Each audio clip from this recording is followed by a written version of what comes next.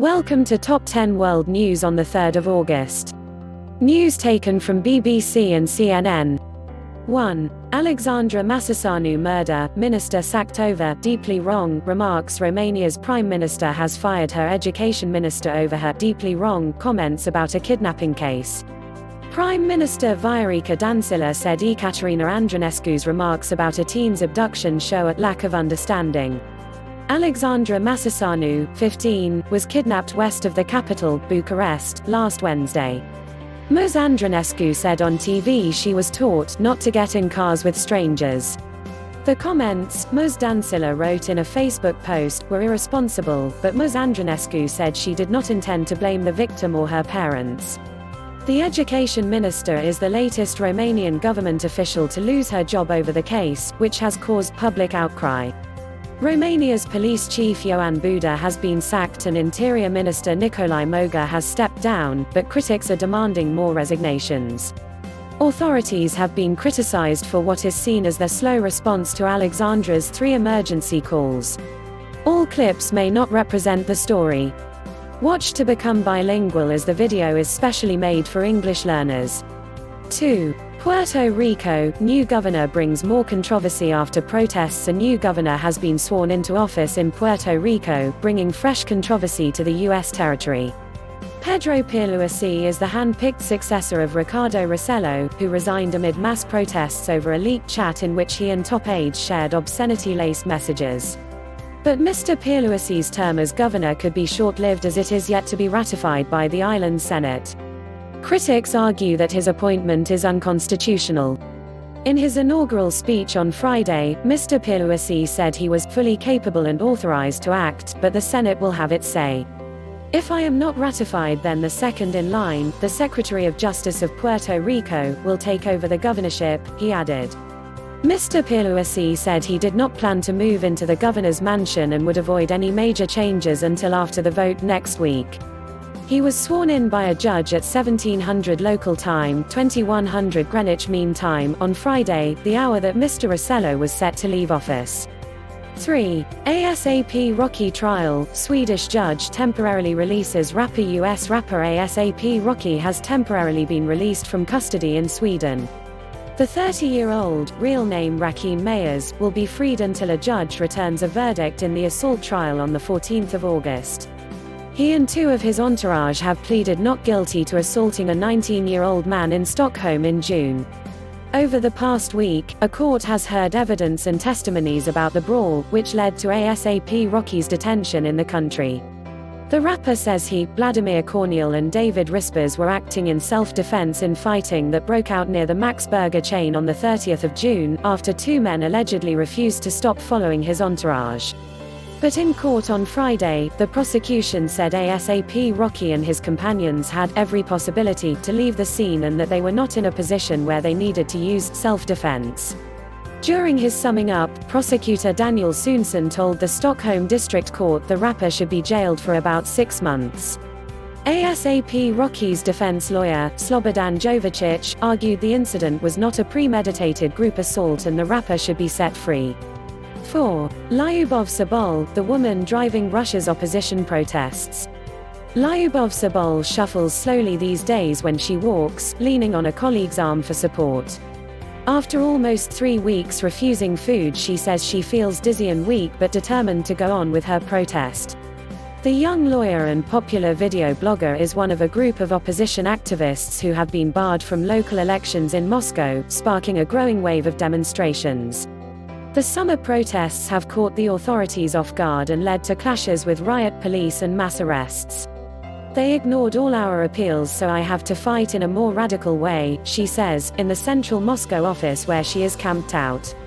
It is the place where her team previously set up office to gather the signatures required to run for election to Moscow's city parliament.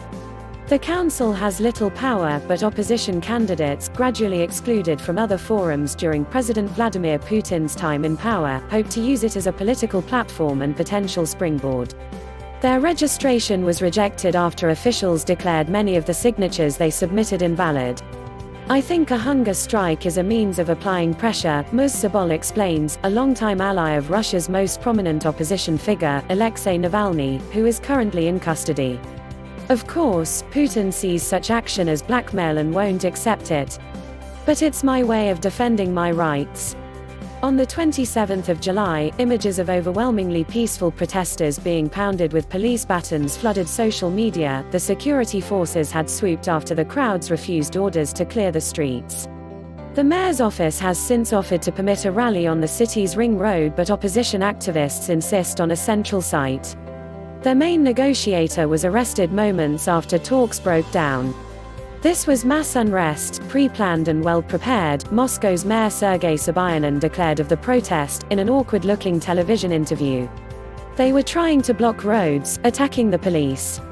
They simply compelled the police to use force, which was perfectly appropriate for the situation. Shrugging off the cause of the demonstrations, the block on independent candidates, the mayor instead praised police for doing their duty. 5. Sudan crisis. Military and opposition agree constitutional declaration. Sudan's ruling military council and main opposition coalition have agreed on a constitutional declaration which will pave the way for a new period of transitional government. African Union mediator Mohamed Hassan Lebit made the announcement early on Saturday, without giving any details. Sudan has been in turmoil since the military ousted President Omar al-Bashir in April. Protracted talks over the declaration have been held amid much violence. The long-awaited declaration deal triggered celebrations in Sudan, which has been plunged into months of crisis. Both sides signed a power-sharing accord in July, but demonstrators have been waiting since then for more details about the agreement.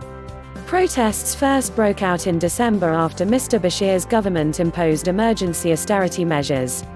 He was then overthrown by the military in April after prolonged protests outside the defense ministry in Khartoum. Demonstrators have since called for authority to be transferred to a civilian administration. 5. 44 swimmers injured by giant wave at Chinese water park.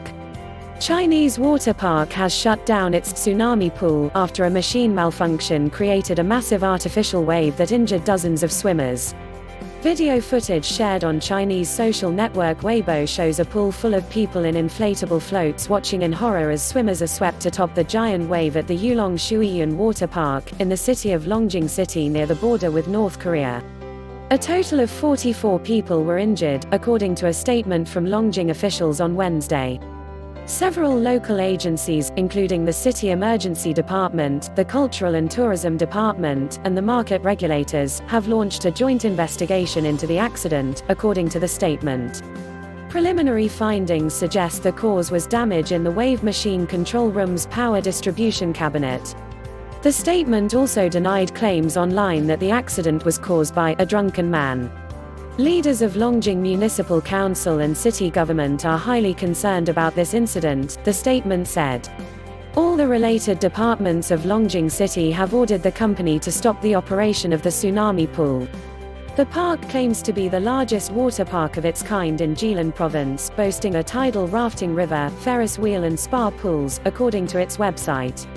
6. A woman lost her hands and legs to an infection from puppy kisses. Days after returning home from a Punta Cana vacation, Marie Traynor called out of work with a backache and nausea. Then her temperature spiked and dropped, sending her to a local Stark County, Ohio, emergency room in the early hours of May 11th.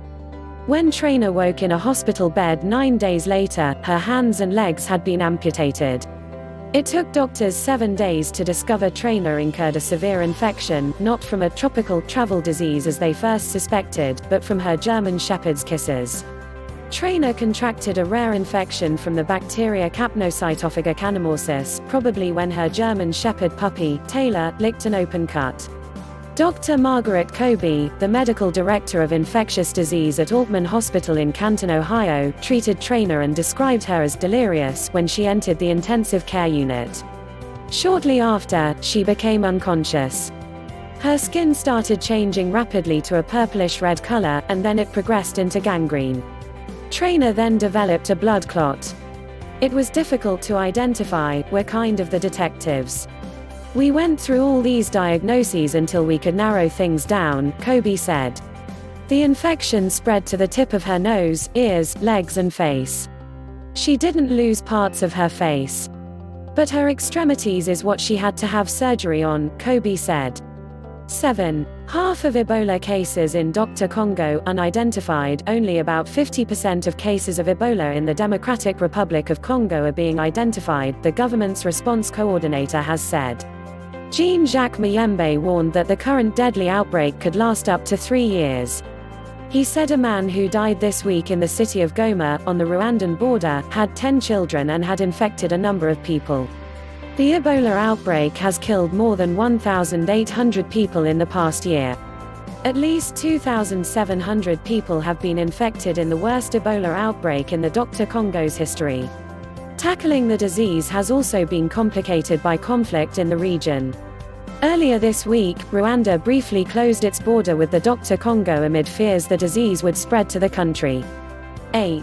INF nuclear treaty. Trump says new pact should include China. U.S. President Donald Trump has said he wants a new nuclear pact to be signed by both Russia and China.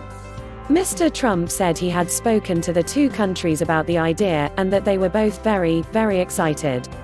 His comments came after the U.S. withdrew from a key nuclear treaty with Russia, raising fears of a new arms race. The Cold War-era Intermediate-Range Nuclear Forces (INF) treaty banned missiles with ranges of 500 to 5,500 kilometers (310 to 3,400 miles). The U.S. withdrawal on Friday followed accusations by Washington that Russia had violated the pact by deploying a new type of cruise missile. Moscow has denied this. Responding to questions about how he would avoid a nuclear arms race following the INF treaty's demise, Mr. Trump said his administration had been speaking to Russia about a pact for nuclear, so that they get rid of some, we get rid of some. We'd certainly have to include China at some point, he added.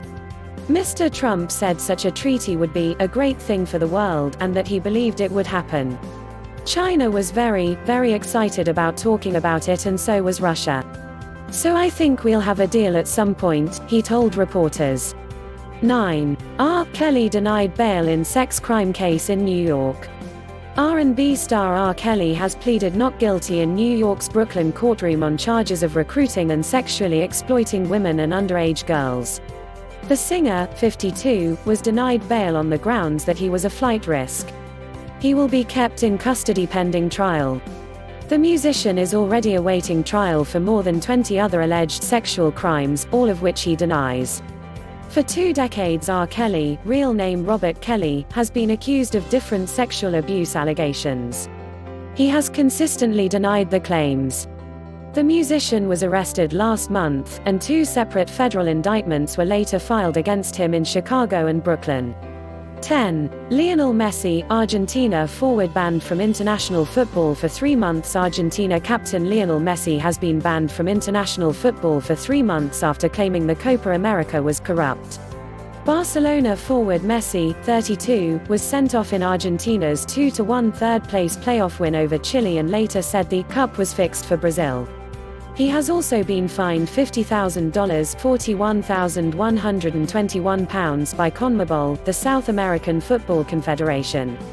Messi has 7 days to appeal CONMEBOL's decision to suspend him. The ban means Messi will miss Argentina's upcoming friendlies against Chile, Mexico and Germany in September and October. Argentina's qualifying campaign for the 2022 World Cup begins in March 2020. Please subscribe to my channel. Thanks for watching.